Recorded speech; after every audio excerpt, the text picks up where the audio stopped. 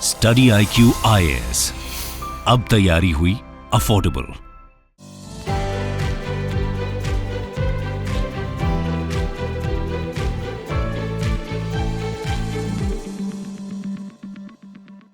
Hello and welcome दोस्तों, स्वागत है आप सभी का स्टडी IQ IAS पे। मैं प्रशांत तिवारी आप सभी का स्वागत करता हूं। मैं आशा करता हूं आप सभी अच्छे होंगे, अपना ध्यान रख रहे होंगे और मन लगाकर पढ़ाई भी कर रहे होंगे। PIB का अगस्त महीने का लास्ट जो वीक का एनालिसिस है उसको हम करेंगे। ज़्यादा इसमें आर्टिकल्स नहीं है, तो बहुत शॉर्ट और क्रिस्प सेशन रहने वाला है। तो सेशन को शुरू करने से पहले ये शानदार अपॉर्चुनिटी आप सभी के लिए है दोस्तों, जिसमें आप महज 18,999 रुपए में चाहे प्रीलिम्स हो चाहे मेंस हो, दोनों का कंबाइंड GS इस कोर्स में आप कंप्लीट कर सकते हैं। 14 सितंबर से इसकी क्लासेस शुरू हो जाएंगी। शाम को 6 बजे इसकी क्लास हुआ करेगी। बहुत ही शानदार ये अपॉर्चुनिटी है आपके लिए। बैच 5 है, इसमें आपको सब कुछ मिलेगा। आपको प्रीलिम्स के लिए टेस्ट सीरीज मिलेगी, आपको मेंस के आंसर राइटिंग में हेल्प मिलेगी, आपको सारी चीज़ें सेशन में मिलने वाली हैं, इस कोर्स के अंदर में। तो आप इसको क्या करिए, एनरोल करिए। हैंड रिटन नोट्स मिलेंगे, सब कुछ मिलेगा। इस सेशन की PDF आपको कहाँ मिलेगी? टेलीग्राम चैनल पर मिलेगी। आप सभी के सभी मेरे साथ उसमें जुड़ सकते हैं। चलिए, तो सबसे पहला आर्टिकल है स्टॉकहोम वर्ल्ड वाटर वीक। अभी रिसेंटली इसको सेलिब्रेट किया गया है। तो आपसे क्वेश्चन ये पूछा जाएगा कि कौन सा इंस्टीट्यूट इसको क्या करता है, सेलिब्रेट करता है। कौन सा इंस्टीट्यूट इसको क्या करता है, ऑर्गेनाइज करता है। पहला तो क्वेश्चन आपसे ये पूछा जाएगा। दूसरा, आपसे लोकेशन पूछी जा सकती है वर्ल्ड वाटर वीक से रिलेटेड। आप ये इसकी थीम याद रखिएगा। पहली बात तो एक कि अब 23 अगस्त से लेकर 1 सितंबर तक इसको सेलिब्रेट किया गया है, और ये आपका seeing the unseen the value of water, ये इसकी क्या है, इस बार की थीम रही है। तो याद रखिएगा, नेशनल जो मिशन फॉर क्लीन गंगा, उन्होंने एक वर्चुअल सेशन रखा था फर्स्ट डे ऑफ वर्ल्ड क्या नाम है, स्टॉकहोम वर्ल्ड वाटर वीक के उसमें। तो आपके यहाँ पर इसका ऑलरेडी मैं आपके साथ पढ़ाई में इसके साथ डिस्कस कर चुका हूं। अर्थ गंगा, इसका भी इस आर्टिकल में दोबारा से जिक्र होता है। ऑलरेडी हम इसको डिस्कस कर चुके हैं। यानी कि 2019 में प्रधानमंत्री मोदी जी ने यह कॉन्सेप्ट दिया, जिसके अंदर में उन्होंने कहा कि गंगा जो नदी है उनका इकोनॉमी के अंदर में क्या कंट्रीब्यूशन, और इकोनॉमी के अंदर में और कंट्रीब्यूशन को कैसे इंक्रीज किया जा सकता है। इसके इर्द गिर्द में गंगा की सफाई भी हो जाए, सस्टेनेबल डेवलपमेंट भी हो जाए, और साथ में इकोनॉमी भी वहां से क्या करे, रिवाइव हो। इकोनॉमी के प्रोस्पेक्ट में भी क्या पॉजिटिव एस्पेक्ट हमें देखने को मिले। ठीक है, तो ये याद रखिएगा। उन्होंने जब ये अर्थ गंगा के ऊपर में यहाँ पर उन्होंने एक डिस्कशन पे क्या किया, जो डायरेक्टर जनरल हैं NMCG के, national mission for clean Ganga, उन्होंने बताया कि कैसे ऐसा हमें मॉडल बनाना चाहिए जहाँ पर इकोनॉमिक रिवर जो पीपल को कनेक्ट करे, कहाँ पर रिवर के साथ में सस्टेनेबल डेवलपमेंट हो सके, और वहाँ पर साथ में क्लीन गंगा भी हो, साथ में वहाँ पर इकोनॉमिक बेनिफिट भी मिले, किनको, लोगों को। तो ये सारी की सारी चीज़ें इसके अंदर में क्या की गई हैं, डिस्कस किया गया। लेकिन आपके लिए इंपॉर्टेंट क्या है, सबसे पहली बात तो अर्थ गंगा। अर्थ गंगा, इसका मतलब क्या है? अर्थ गंगा प्लीज याद रखिएगा क्या है। प्राइम मिनिस्टर मोदी जी के द्वारा इसको 2019 में कानपुर में जब नेशनल गंगा काउंसिल की मीटिंग हो रही थी, वहां पर इसको रखा गया, जहां पर यह कहा गया कि जो गंगा नदी है उसके इर्द गिर्द जितने भी आसपास में जो चीजें हैं उनको कैसे डेवलप किया जाए, जिससे गंगा नदी भी साफ हो जाए, और साथ में ये भी हो जाए कि जो एरिया है, जीरो बजट फार्मिंग हो गया, आपका क्या नाम है, केमिकल फ्री फार्मिंग हो गई, जहाँ पर 10 क्या नाम है किलोमीटर के रेंज के अंदर में कोई केमिकल इस्तेमाल ना किया जाए। क्योंकि केमिकल अगर यूज किया जाता है एग्रीकल्चर फील्ड के अंदर में, तो फ्लो करके वहाँ कहाँ जाता है, रिवर के अंदर ही तो जाता है। तो कैसे इंश्योर किया जाए, तो ये अर्थ गंगा ऑलरेडी हम पढ़ चुके हैं इन सब चीज़ों के बारे में, और वर्ल्ड वाटर वीक के बारे में, जहाँ पर ये सेमिनार ऑर्गेनाइज किया गया। तो प्लीज याद रखिएगा, वर्ल्ड वाटर वीक ये क्या है, Stockholm international water institute CV इसको क्या करता है, सेलिब्रेट करते हैं, जहां पर एक्सपर्ट्स, प्रोफेशनल, इनोवेटर्स, एंटरप्रेन्योर्स सभी के सभी साथ आते हैं। इस बार की थीम क्या थी, प्लीज याद रखिएगा, seeing the unseen value of water क्या है। और ये 1991 से ये वर्ल्ड वाटर वीक क्या किया जाता है, सेलिब्रेट किया जाता है इस इंस्टीट्यूट के द्वारा, जिससे अवेयरनेस फैलाई जाए, सॉल्यूशंस क्या क्या हो सकते हैं वाटर से रिलेटेड प्रॉब्लम्स के, उनके बारे में डिस्कशन किया जाए। तो सारी चीजें इसके अंदर में क्या होती हैं। नेक्स्ट जो है आजादी क्वेस्ट, बहुत अच्छा है ये इनिशिएटिव है। इसके अंदर में क्या है कि आजादी से रिलेटेड क्विज, आजादी से रिलेटेड गेम्स, तो ये बहुत इंपॉर्टेंट चीज है। A series of online education based games on India's freedom struggle. यानी कि ऑनलाइन एजुकेशन बेस्ड गेम है जो भारत के फ्रीडम स्ट्रगल के ऊपर में क्या है, बेस्ड है। तो यानी कि आप इसमें देखिए आपको एजुकेशन भी मिल जाएगी, फ्रीडम स्ट्रगल के बारे में पता चल जाएगा, मनोरंजन भी जाएगा क्योंकि गेम है और ऑनलाइन है तो सारी चीजें हर किसी के मोबाइल में भी इसका एक्सेस हो सकता है। तो बहुत अच्छी चीज है। Union minister of information and broadcasting उन्होंने लॉन्च किया आजादी क्वेस्ट को, जो एक ऑनलाइन एजुकेशन मोबाइल गेम है, ठीक है, जो क्या है इंडिया फ्रीडम स्ट्रगल के ऊपर है। किसके कोलैबोरेशन के साथ में? जिंगा इंडिया, जो क्या है जिसने क्या क्या डेवलप किया है मोस्ट पॉपुलर गेम्स जो है वर्ल्ड के अंदर में और मोबाइल के ऊपर में उन्होंने क्या क्या डेवलप किया है, उनके साथ मिलकर इसको क्या क्या लॉन्च किया है। और इसके अंदर में क्या है, ये एजुकेशनल टूल के साथ साथ में क्या करेगा, गेम के साथ साथ में एजुकेशनल टूल का भी काम करेगा, जो फ्रीडम स्ट्रगल के बारे में सबको क्या करेगा, बताएगा, जहां पर वो क्या करेगा, एंटरटेन भी करेगी और इंगेज भी करेंगे यूजर्स को। ठीक है, क्लियर है? बहुत अच्छा है, बहुत अच्छा इनिशिएटिव है, तो प्लीज याद रखिएगा इसको। तो इसके अंदर में Azadi quest game are available on Android और iOS डिवाइस, सभी के ऊपर में है, हिंदी और इंग्लिश दोनों के अंदर में है, और आपके वर्ल्ड के अंदर में सभी में अवेलेबल रहेगा। ये सितंबर 2022 के बाद में जब अवेलेबल हो जाएगा तभी इसको देखेंगे खेल कर, मैं भी खेल के देखूंगा इसको। तो आजादी क्वेस्ट प्लीज याद रखिएगा, इंपॉर्टेंट है। Next article, joint river commission. अभी आपको पता है कि शेख हसीना जी भारत के अंदर में आ रही हैं और भारत और बांग्लादेश के जो रिश्ते हैं उसमें काफ़ी सारी चीज़ें क्या हैं इश्यूज। जैसे सबसे पहली बात तो बॉर्डर डिस्प्यूट हो गया, प्लस में कनेक्टिविटी हो गया, क्योंकि भारत के लिए बहुत इंपॉर्टेंट है बांग्लादेश, क्योंकि अगर आप ईस्टर्न कंट्रीज़ की तरफ जाना चाहते हैं जहाँ पर आप लुक ईस्ट और एक्ट ईस्ट की पॉलिसी को अपनाते हैं, तो वहाँ पर क्या है, बहुत ज़्यादा इंपॉर्टेंट रोल है किसका, बांग्लादेश का। इवन अगर देखा जाए भारत के नॉर्थ ईस्ट एरिया के अंदर में, क्योंकि ज़्यादातर हमारी डिपेंडेंस चिकन नेक कॉरिडोर के ऊपर में रहती है, तो आपका अगर फोकस नॉर्थ ईस्ट एरिया में है, वहां पर लॉजिस्टिक पहुंचाना हो गया, सर्विसेज पहुंचाना हो गया, गुड्स पहुंचाना हो गया, तो वहां पर बांग्लादेश भी बहुत इंपॉर्टेंट रोल प्ले कर सकता है। तो एक तो ये हो गया, प्लस में बांग्लादेश इसलिए भी इंपॉर्टेंट है क्योंकि चाइना के प्रेजेंस को भी आपको क्या करना है, काउंटर करना है, दो चीजों में। तो वहां पर हमारे और बांग्लादेश के संबंध जो है काफी समय से अच्छे रहे हैं, लेकिन एक बहुत बड़ा इशू है, वो क्या है, रिवर, और स्पेसिफिकली तीस्ता नदी।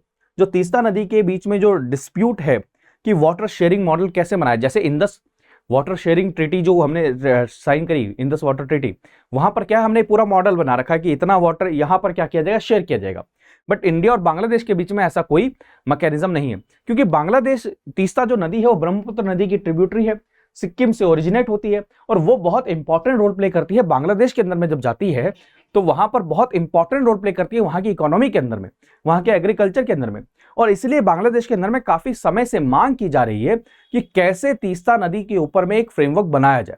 तो ये सारी चीजें हैं, काफी समय के बाद में, ऑलमोस्ट 12 साल के बाद में मीटिंग हुई, तो एक बार बात करेंगे सारी की सारी चीजें।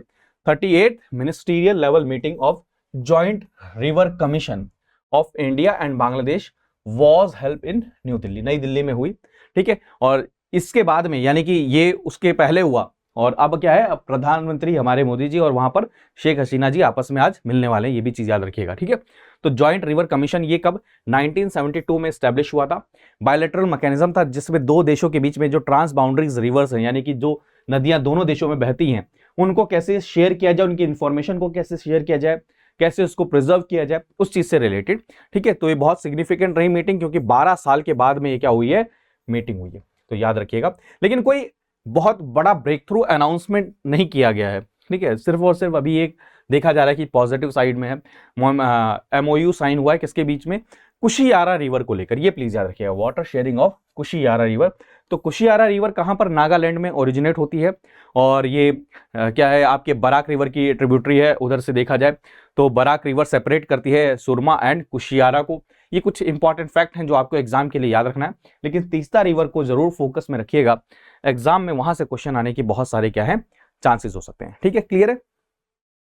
तो मीटिंग के अंदर बहुत सारी चीजें डिस्कस की गई, इवन जैसे रिवर फेनी, ये भी इसका भी जिक्र, तो प्लीज ये रिवर्स को याद रखिएगा। रिवर फेनी कहां पर पढ़ाया मैंने, ये सारी चीजें कराई हैं, कहां पर, त्रिपुरा के अंदर में। ठीक है, तो सारी चीजें क्या करिएगा, वहां से ओरिजिनेट होती है, फिर उसके बाद कहां चली जाती है, बांग्लादेश के अंदर में चली जाती है। तो सारी चीजें इंपॉर्टेंट है।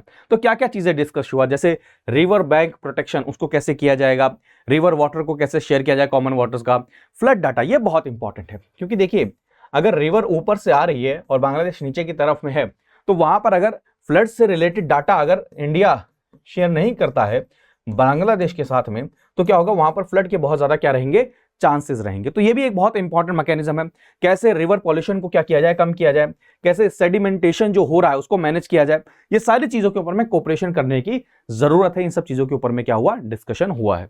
ठीक है, चले, तो ये सारी की सारी चीजें हैं। Sharing real time data, flood data जो ऑलरेडी मैंने आपको बताया, ये बहुत इंपॉर्टेंट है। ठीक है, अगर ये फैक्ट देखना चाहें, 54 रिवर्स के आसपास में दोनों कंट्रीज शेयर करती हैं, out of which 7 river have been considered for water sharing agreement. Please याद रखिएगा। ठीक है, इंपॉर्टेंट है कुछ फैक्ट्स। ठीक है, चलें, नेक्स्ट है door to door screening for TB under आश्वासन कैंपेन। तो आपसे सीधा सीधा पूछा जाएगा आश्वासन कैंपेन किससे रिलेटेड है, तो आप कहेंगे टीबी से रिलेटेड है। तो डोर टू डोर कैंपेन चलाने की बात की गई है। तो प्लीज याद रखिएगा, 1 करोड़ ट्राइबल पर्संस को क्या किया जाएगा, इसके अंदर में स्क्रीन किया जाएगा। क्योंकि रिसेंटली ये एक रिपोर्ट आई कि जो ट्राइबल पॉपुलेशन है उन लोगों के अंदर में टीबी के जो बीमारी है या टीबी के जो इंस्टांसेस हैं वो काफी ज्यादा क्या हो रहे हैं, इंक्रीज हो रहे हैं। तो इसलिए क्या किया गया, इसको लॉन्च किया गया और ये ट्राइबल टीबी इनिशिएटिव शुरू किया गया, जिसके अंदर में जॉइंट इनिशिएटिव है। जिसके अंदर में क्या है, आप समझिएगा, एक इनिशिएटिव है ट्राइबल टीबी इनिशिएटिव, जिसके अंदर में इंश्योर किया गया कि जो एक्टिव केसेस है टीबी के 174 डिस्ट्रिक्ट इंडिया के अंदर में, वहां पर क्या करना, फाइंड करना कि कितने टीबी के केसेस हैं। तो ये जो ट्राइबल टीबी इनिशिएटिव है, ये किसका इनिशिएटिव है, ये किसका इनिशिएटिव है, मिनिस्ट्री ऑफ ट्राइबल अफेयर्स का इनिशिएटिव है, मिनिस्ट्री ऑफ हेल्थ का इनिशिएटिव है। प्लीज इस चीज को याद रखिएगा। जहां पर ये एनालाइज करने की कोशिश की जा रही है, क्या एनालाइज करने की कोशिश है कि किन किन ट्राइबल डिस्ट्रिक्ट के अंदर में कितने पेशेंट्स हैं टीबी के। ठीक है, पहली बात तो आपको यहां पर ये चीज समझ में आ चुकी है। ठीक है, तो आश्वासन कैंपेन किसके अंडर में लॉन्च किया गया, ट्राइबल टीबी इनिशिएटिव के। ठीक है, और ट्राइबल टीबी इनिशिएटिव ये ऑलरेडी मैंने आपको बता दिया ट्राइबल टीबी इनिशिएटिव किसका है। तो इसके अंदर में क्या है, आश्वासन कैंपेन किससे रिलेटेड, टीबी की जो बीमारी है किसमें, ट्राइबल पॉपुलेशन में, उसके लिए क्या कर रहा है, स्क्रीनिंग करना है। क्या करना है, स्क्रीनिंग करना है। ठीक है, क्लियर है, प्लीज इस चीज को नोट कर लीजिएगा। ठीक है, चलिए, डोर टू डोर स्क्रीनिंग होगी, टीबी केसेस को देखा जाएगा। यहां पर क्या है, आपके 68,000 से ज्यादा विलेजेस हैं, अगर एग्जैक्ट देखा 68,1919। ठीक है, on the basis of verbal screening की जाएगी, सैंपल्स कलेक्ट किए जाएंगे, उसके बेसिस पर क्या किया जाएगा, देखा जाएगा कि ट्राइबल एरियाज के अंदर कितने टीबी केसेस हो रहे हैं। फिर अगर ये डाटा आपके पास मिल जाता है, अब जब डाटा आपके पास मिल जाएगा तो आप क्या करेंगे, कोई ना कोई पॉलिसी फॉर्मुलेशन करेंगे जिससे क्या कर सकेंगे, उसको सॉल्व कर सके।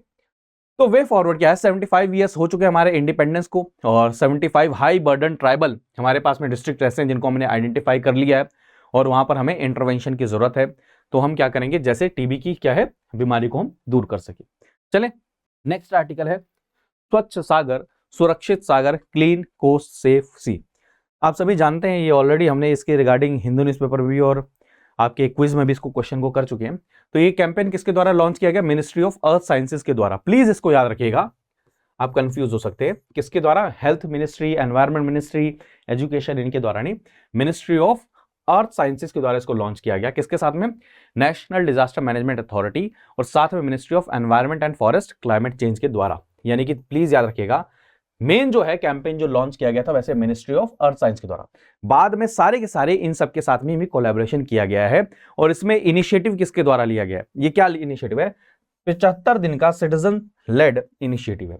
तो प्लीज याद रखिए, इनिशिएटिव इसके द्वारा लॉन्च किया गया है, नेशनल क्या नाम है, एनडीएमए हो गया, मिनिस्ट्री ऑफ अर्थ साइंसेज हो गया और ministry of environment and forest climate. साथ में अब इसके साथ में कोस्ट गार्ड भी है, सोशल ऑर्गेनाइजेशंस भी हैं, एजुकेशनल इंस्टीट्यूशन भी है, सबके सब। तो ऑब्जेक्टिव क्या है कि 75 दिन तक जो इंडिया के कोस्ट हैं उनको साफ करना, ये इसके साथ में क्या है, ऑब्जेक्टिव है। ठीक है, क्लियर है, क्लियर है। तो ये कब कंप्लीट होगा, 17 सितंबर को कंप्लीट होगा। ठीक है, प्लीज याद रखिएगा। ठीक है, क्लियर है। तो इसके अंदर में क्या मेजर ऑब्जेक्टिव ये रहेगा कैंपेन का कि कैसे सफाई की जाए, कैसे एनवायरनमेंट को साफ रखा जाए, कैसे ऑल्टर किया जाए, रिस्पॉन्सिबिलिटी, सारी चीजें इसके अंदर में रहेंगी। ठीक है, क्लियर है। ठीक है, तो आप इस चीज को समझ चुके होंगे कि इसके अंदर में क्या क्या किया जाएगा, कि कोस्टल एरिया को क्या करना है, अपने को साफ करना है। एक चीज याद रखिएगा, 75 बीचेस को क्या किया जाएगा, आइडेंटिफाई किया जाएगा और हर 1 किलोमीटर पे, देखिए हर चीज 75 है, यानी कि 75 डे चलेगा। 75 बीचेस को आइडेंटिफाई किया जाएगा और इन बीचेस में हर 1 किलोमीटर पर कितने रहेंगे, 75 वॉलंटियर रहेंगे हर किलोमीटर पर, जो क्या करेंगे, साफ सफाई करेंगे। ठीक है, क्लियर है। तो इंपॉर्टेंट है, बहुत इंपॉर्टेंट है। अच्छा, एक और चीज याद रखिएगा, क्योंकि इसी में आर्टिकल में एडिट था, लाइफ मूवमेंट का भी। दरअसल क्या हुआ कि हमारे प्रधानमंत्री मोदी जी जब क्या नाम है कहीं पर ग्लासगो में बोल रहे थे तो वहां पर उन्होंने लाइफ का जिक्र किया। फिर उसके बाद वो जब 15 अगस्त को भी बोल रहे थे तब भी उन्होंने लाइफ का जिक्र किया। वर्ल्ड इकोनॉमिक फोरम के अंदर ही बोल रहे थे तब भी उन्होंने लाइफ का जिक्र किया। तो कई बार हो जाता है, इस चीज को पॉइंट नोट कर लिया क्योंकि कई बार रिपीटेड आर्टिकल आ चुके हैं, तो इस चीज को कर लिएगा। Lifestyle for environment, life movement, please याद रखिएगा कि आपके जो लाइफ है, जो सिटीजन्स की जो लाइफ है वो एनवायरमेंट के सेंट्रिक रहे, यानी कि ऐसा है ये मूवमेंट, ये बिहेवियरल चेंज की बात की जा रही है। क्या है? बिहेवियरल चेंज की बात की जा रही है। तो ठीक है, ये भी चीजें समझने की कोशिश करिए कि अवेयरनेस ड्राइव का भी काम करेगा, लोगों के में अवेयरनेस भी लेकर आएगा, क्लीनलीनेस कैंपेन भी होगा, लोगों का पार्टिसिपेशन भी होगा। ठीक है, तो सारी चीजें क्या है, एक ही इससे इनिशिएटिव से क्या कर रहे हैं, हम अचीव करने की कोशिश कर रहे हैं। नेक्स्ट है वज्र प्रहार। तो प्लीज बस ये याद रखिएगा कि किस किस के बीच में ये एक्सरसाइज है। तो भारत और यूएस के बीच में ये एक्सरसाइज है, स्पेशल फोर्सेस के बीच में हुआ। ठीक है, तो ये क्या है, इंडो यूएस स्पेशल फोर्सेस के बीच में वज्र प्रहार। प्लीज याद रखिएगा वज्र प्रहार, इंडिया एंड यूएस, बस इतना याद रखिएगा और ज्यादा कुछ करने की इसमें से जरूरत नहीं है। ठीक है, क्लियर है? तो ऐसे बायोलैटरल जो होते हैं उन सब चीजों को याद रखिएगा। नेशनल स्पोर्ट्स डे, ठीक है, तो याद रखिएगा किनका जन्मदिन होता है उस दिन। ठीक है, तो ये भी बताइएगा। तो प्रधानमंत्री मोदी जी ने काफ़ी सारी शुभकामनाएं वगैरह दी, खेलो इंडिया का जिक्र किया, इन्होंने टॉप्स का जिक्र किया, जहाँ पर क्या है कि हम कैसे धीरे धीरे क्या में जो ओलंपिक के अंदर में टेबल जो है उसके अंदर में कैसे टॉप पर आएंगे, कैसे जो एथलीट हैं उनके अंदर में हम डाइट से रिलेटेड, इंसेंटिव से रिलेटेड, उनको फैसिलिटी से रिलेटेड, ट्रेनिंग फैसिलिटी से रिलेटेड सारी चीज़ें प्रोवाइड कराएंगे, इक्विपमेंट प्रोवाइड कराएंगे। ठीक है, फिट इंडिया कैंपेन शुरू किया गया, क्विज शुरू किया गया, बहुत सारी चीज़ें शुरू करी गई हैं। तो मेजर ध्यानचंद जी के बर्थ एनिवर्सरी पर क्या किया जाता है, ये मनाया जाता है। क्या मनाया जाता है? National sports day. उस दिन उन्होंने शुभकामनाएं दी। तो थोड़ा सा बस डे के बारे में याद रखिएगा और ये चीज़ याद रखिएगा किस दिन और क्यों मनाया जाता है। तो क्यों मनाया जाता है? क्योंकि हर साल 29 अगस्त को मनाया जाता है। पहली बात तो याद रखिएगा 29 अगस्त। ठीक है, क्योंकि ये सितंबर चल रहा है तो शायद मैं पिछले वाले उसमें वीडियो में मतलब शायद मैं पिछले वाले उसमें 29 सितंबर बोल चुका हूँ। हाँ, तो मैं ये कह रहा था कि 29 शायद मैं सितंबर बोल दिया मैंने, लेकिन ये 29 अगस्त की बात कर रहे हैं क्योंकि अभी सितंबर है आज, तो सितंबर निकल गया मुझसे वो। ठीक है, तो ये क्या है, मेजर ध्यानचंद जी के बर्थ एनिवर्सरी को सेलिब्रेट करने के लिए ये मनाया जाता है। ठीक है, कैंपेन। तो कब? 29 अगस्त को नेशनल स्पोर्ट्स डे। ठीक है, क्लियर है? कब मनाया जाता है? क्या है? नेशनल स्पोर्ट्स डे 29 अगस्त। ठीक है, क्लियर है? चले आगे बढ़ते हैं। अगला जो है competitiveness road map for India at 100। 100 साल कब होंगे हम आजाद हो? 2047 में। तो बहुत सारे टारगेट अब क्या है 2047 के लिए लिए जा रहे हैं, 2047 के लिए लिए जा रहे हैं। तो बहुत सारे इनिशिएटिव्स के अंदर में एक ये भी इनिशिएटिव है जिसके अंदर में रोड मैप दिया गया है किसकी, जो प्राइम मिनिस्टर की जो एडवाइजरी काउंसिल है, कौन सी? इकोनॉमिक एडवाइजरी काउंसिल, जिसको EAC PM भी बोला जाता है, economic advisory council to PM। उन्होंने एक रोड मैप बनाया है कि कैसे इंडिया के अंदर में कॉम्पिटिटिवनेस को इंक्रीज किया जाए। ठीक है, तो इसके अंदर में इसके अंदर में जैसे मान के चलिए फॉलोइंग अगले कुछ सालों के अंदर में कैसे कैसे स्टेट्स को काम करना है, कैसे ग्रो करना है, मिनिस्ट्रीज को कैसे काम करना है, डिपार्टमेंट्स को कैसे इंक्लूड करना है, सेक्टर स्पेसिफिक टारगेट कैसे करने हैं, कोई गोल डिसाइड करने हैं, ये सारी चीजें क्या की गई हैं इसके अंदर में, इन्होंने एक रोड मैप दिया है। तो आपको ये पूछ सकते हैं, कंफ्यूज कर देंगे कि नीति आयोग ने दिया है कि किसने दिया है। तो बस ये याद रखिएगा 4S गाइडिंग प्रिंसिपल इसके अंदर में दिए गए हैं। जैसे पहली बात तो क्या दी है, सोशल प्रोग्रेस होनी चाहिए इसके अंदर में, शेयर्ड होनी चाहिए हर रीजन के अंदर में, जो आपके सस्टेनेबल होनी चाहिए और सॉलिड होनी चाहिए, जो एक्सटर्नल शॉक को भी क्या कर सके, फेस कर सके। बस इससे ज्यादा इसमें कुछ करने की जरूरत नहीं है। जब ये मेंस के पर्सपेक्टिव से हम करेंगे तो उसको डिस्कस कर लेंगे, लेकिन अभी के लिए क्या करना है, इसको आपको प्रीलिम्स के लिए याद रखना है कि ये किसके द्वारा, इकोनॉमिक एडवाइजरी काउंसिल के द्वारा किया गया, कि कैसे जॉब क्रिएशन हो, कैसे यहाँ पर प्रोडक्टिविटी को इंक्रीज किया जाए, कैसे लेबर की एफिशिएंसी को इंक्रीज किया जाए, कैसे जो मूलभूत सुविधाएं हैं वो प्रोवाइड की जाए, ये सारे इनिशिएटिव इसके अंदर में लिए गए हैं। ठीक है, क्लियर है? सिनर्जी, तो साइबर सिक्योरिटी एक्सरसाइज है, इसके अंदर बहुत सारी ऑर्गेनाइजेशन ने क्या किया है, भाग लिया है। तो प्लीज याद रखिएगा सिनर्जी ये क्या है, international counter ransomware initiative resilience working group का ये पार्ट है। ठीक है, तो याद रखिएगा Indian computer emergency response team, जिसको CERT-IN भी बोला जाता है, ministry of electronics and IT, government of India, jointly उन्होंने क्या किया, cyber security agency of Singapore design किया है और कंडक्ट किया है क्या, एक एक्सरसाइज साइबर सिक्योरिटी की सिनर्जी। ठीक है, इसके अंदर में 13 कंट्रीज इसके पार्ट रहे। और बस इतना याद रखिएगा, नेशनल सिक्योरिटी काउंसिल जो सेक्रेटेरिएट है, वर्किंग ग्रुप, उसने इसको क्या किया था, लेड किया था। ठीक है, प्लीज याद रखिएगा जो पूरा का पूरा वर्किंग ग्रुप था उसको किसने लेड किया था, नेशनल सिक्योरिटी काउंसिल सेक्रेटेरिएट ने। ठीक है, इससे और ज़्यादा करने की जरूरत नहीं है क्योंकि आप सभी को पता है कि बहुत ज़्यादा धीरे धीरे क्या है इंक्रीज हो रहा है आपका साइबर सिक्योरिटी वाला थ्रेट। तो साइबर सिक्योरिटी से निपटने के लिए क्या किया गया, इस एक्सरसाइज को किया गया। नेक्स्ट है 5th राष्ट्रीय पोषण माह। तो पोषण माह क्या सितंबर को मनाया जाता है, आप सभी के सभी जानते हैं इस चीज को। तो पोषण माह पे ज्यादा फोकस किस पे, महिला और महिलाओं के स्वास्थ्य और बच्चे और बच्चों की शिक्षा, इन सब के ऊपर में फोकस किया जाता है। 1 सितंबर से लेकर 30 सितंबर तक ये चलेगा, काफी सारी चीजें होंगी इसके अंदर में। तो पोषण माह 2.0 सक्षम आंगनवाड़ी एंड पोषण ये लॉन्च किया गया, इंटीग्रेटेड न्यूट्रिशन सपोर्ट प्रोग्राम है, जिसके तहत में आप न्यूट्रिशनल कंटेंट, क्योंकि आप सभी जानते हैं माल न्यूट्रिशन की भारत में बहुत बड़ी एक समस्या है, तो उसको कैसे कम किया जाए। डिलीवरी, आप सभी जानते हैं कि जो डिलीवरीज होती हैं उनको कैसे इंस्टीट्यूशनलाइज किया जाए, कैसे हेल्दी डिलीवरी किया जाए, ये भी एक बहुत बड़ा इनिशिएटिव है।